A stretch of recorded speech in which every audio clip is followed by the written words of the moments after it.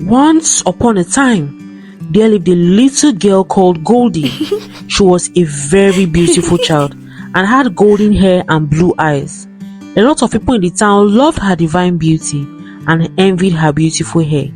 They had never seen someone with such beautiful golden hair before. Goldie lived a sad life. Her mother, Philly, would always lock her up in the house, and her excuse was that she was protecting her from the outside world. She would only allow Goldie outside during the weekend. So when the people from the town questioned her and demanded to know why she would always lock her daughter inside and not let her interact with the other children, Philly got angry and moved to a secluded part of town, which was in the woods close to the lake. Philly was very rich and she built a big mansion by the lake, so she sold the old one off and left. She loved the privacy of her house by the lake. There was hardly any humans passing by, and that meant Goldie would always be safe and free from humans. Goldie always wondered where her mother and grandmother Didi got their money from, but they would always lie and say it was an inheritance. Goldie knew that was not true, but she couldn't press further. She was more concerned about how her mother treated her. Philly always shouted at her and was mean to her for no reason. Goldie would always cry in her room and wish that her mother would love her. Her only companion was her cat, whom she named Nova.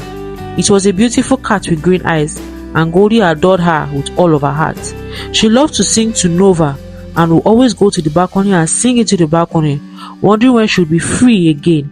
She was 17 and hoped that one day her mother would release her and expose her to the world. Goldie was reading a book in her room when her mother knocked on the door and came in. "Goldie, I'll be leaving town to trade.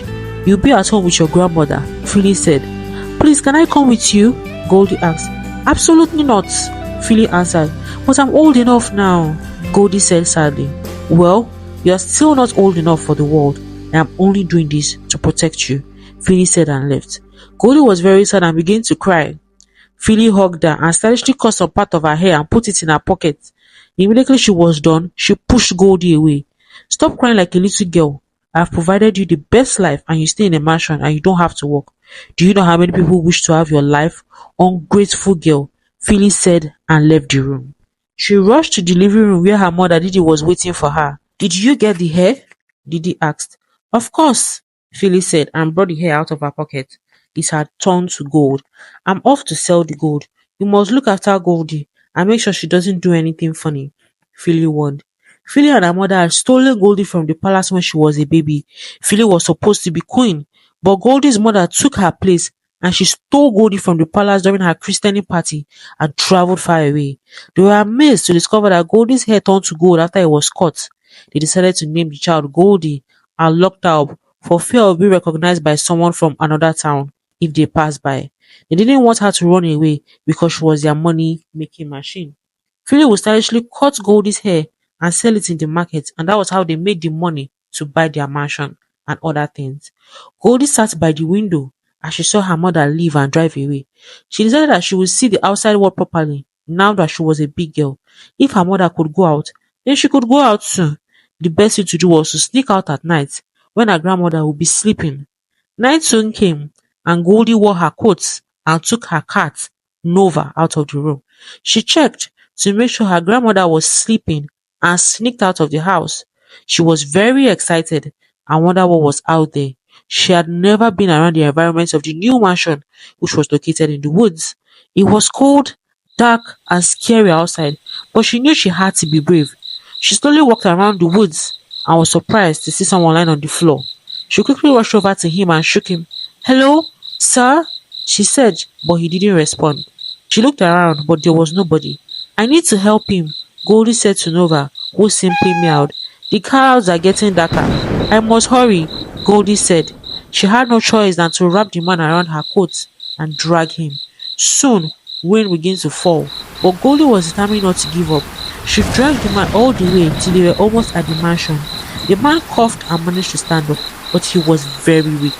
Goldie supported him and held him, and soon they got to the mansion.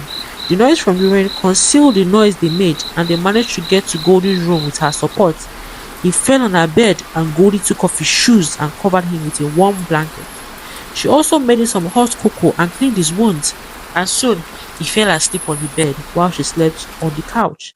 Early the next morning, Didi opened Goldie's door and screamed when she saw a man sleeping on Goldie's bed. Both Goldie and the man jolted from their sleep in surprise.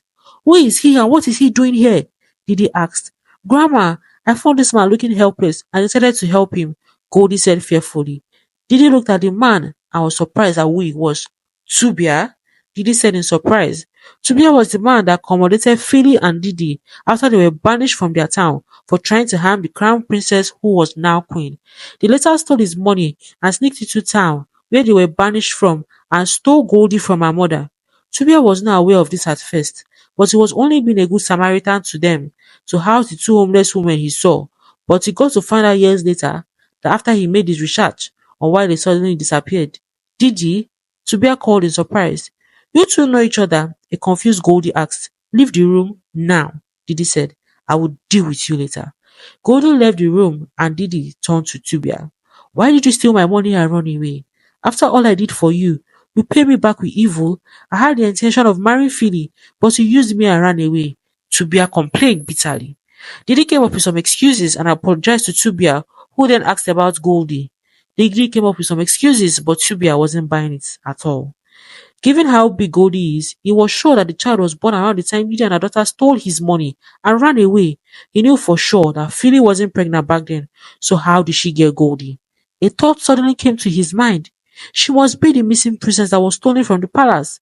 Since Philly had tried to harm her mother once, and the baby princess was missing on the same night, she must be the one that took the baby princess. It all made sense now. Didi pretended to help him and got him some nice tea after she had called Philly to hurry back home. She put something in his tea and Tubia passed out. She called some men to tie him up and he was locked in a dark stable. She also locked Goldie up in her room. Philly came back and her mother explained what happened. Does he know what we did? Philly asked her mother. I don't know. I was so scared and decided to lock him up, Didi answered. Now, he will think we are up to something because we locked him up. I will deal with him later. But first, I must handle Goldie, Philly said and stormed to Goldie's room. You slut! Why did you bring a man in here? Don't you know men are dangerous? Philly asked angrily. I'm sorry, Mom, but I couldn't leave him out alone in the woods, Goldie said. And what were you doing in the woods? I told you not to go out, but you disobeyed me. You ungrateful child. Your punishment is that you'll not be able to go outside for the next 20 years, Philly yelled angrily. What? But you said I can be free if I turn 21, and I have 3 years to go, Goldie said. This is your punishment, Philly said and left the room. Goldie was angry and she was determined to leave the room and help the poor man. Dover helped her to steal the key when Philly and Didi were asleep and passed it through the window. Goldie left the house and went outside, looking around and wondering where the man was. She felt he was no ordinary man. Nova sniffed around and led the way, and Goldie followed him. He stopped at a stable and Goldie's heart broke as she saw the man tied up in chains, looking tired and weak. Sir, she said to him. Your Highness, Tubia said and began to shed tears of joy. Goldie was confused. You are the princess. You are the lost princess, Tubia cried. Goldie looked at him in shock as a million thoughts ran through her head. She hoped that Tubia would be able to tell her the whole truth and she would finally be free.